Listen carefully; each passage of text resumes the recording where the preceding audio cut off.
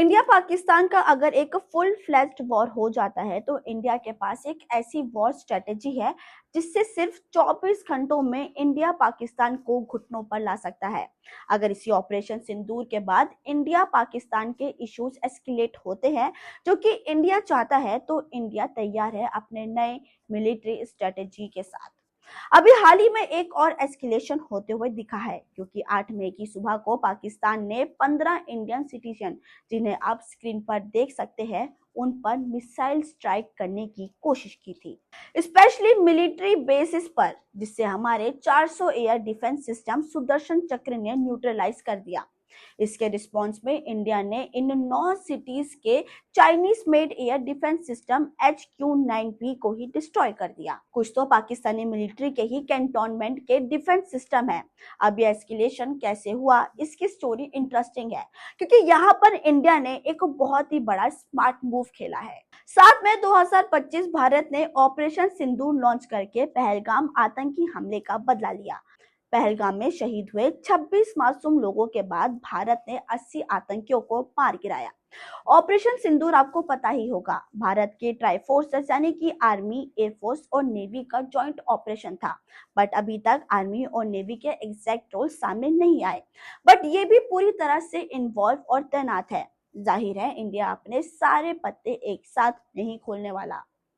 वही 7 मई की सुबह 1:05 से 1:30 के बीच, यानी कि सिर्फ 25 मिनटों में ही भारत ने पाकिस्तान और पीओके के इन 9 जगहों पर प्रिसाइज स्ट्राइक लॉन्च किया।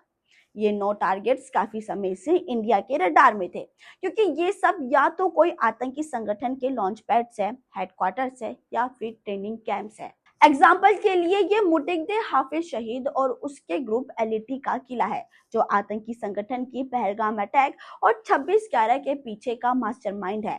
जितने भी एलईटी के आतंकी ट्रेन होते थे, वो यहीं पर इसी जगह पर ट्रेन होते थे। नेक्स्ट, बवालपुर।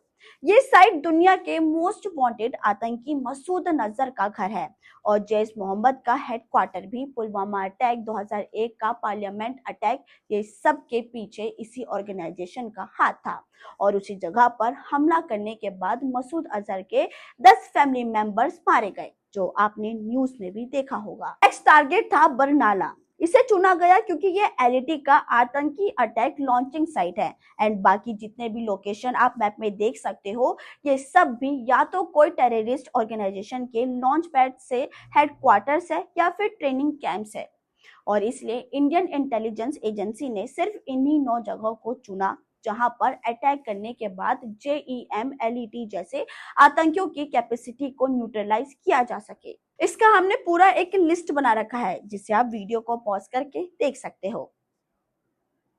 अब अगर आप देखोगे ना, तो इंडिया ने बहुत ही स्मार्टली अपना दावा चला है, क्योंकि अटैक के बाद इंडिया ने स्टेटमेंट में ये क्लियरली कहा है कि हमारे ये सारे अटैक्स एक्सट्रीमली फोकस्ड, मेजर्ड और नॉन एस्केलेटरी थे, यानी कि हमने सिर्फ गुनहगार आतंकियों पर ही हमला किया है। पाकिस्तानी सिविलियन या फिर पाकिस्तानी मिलिट्री को कोई हानि नहीं पहुंचाई।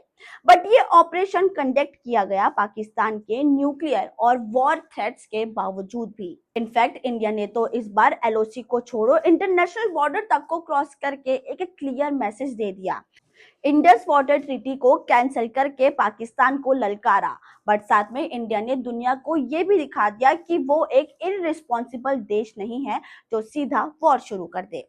इंडिया बिल्कुल नहीं चाहता कि वॉर का बिल हम पर फटे, क्योंकि हमें थ्रिविंग इकोनॉमी है with good relation with most countries, और हमारा एक रेपुटेशन भी है। बट इंडिया ने जो पाकिस्तान को ललकारा, पाकिस्तान सिर्फ अब 2 ही तरह से रिस्पॉन्ड कर सकती है। नंबर 1, पाकिस्तान या तो बैक ऑफ कर सकता है, बट इस केस में उससे क्लियर मैसेज मिल जाएगा कि ये नया भारत है और इसलिए आगे से अपने दायरे में रहना, वरना अगला स्ट्राइक सीधा इस्लामाबाद में हो सकता है। नंबर 2, अगर पाकिस्तान खुद एस्केलेट करना चाहता है, तो इंडिया को एक बहाना मिल जाएगा अपने मिलिट्री मसल को यूज करने का। तो पाकिस्तान के लिए ऐसी सिचुएशन क्रिएट कर ली गई है कि पाकिस्तान जो कुछ भी करे, इंडिया के पास उसका एक पावरफुल काउंटर मूव रेडी हो, जो इंडिया के ही बेनिफिट में होगा। सो अब इस पूरे सिचुएशन को देखकर ऐसा लग रहा है कि ये इशू में भी एस्केलेट हो सकता है, जिसके लिए इंडिया ऑलरेडी तैयार है।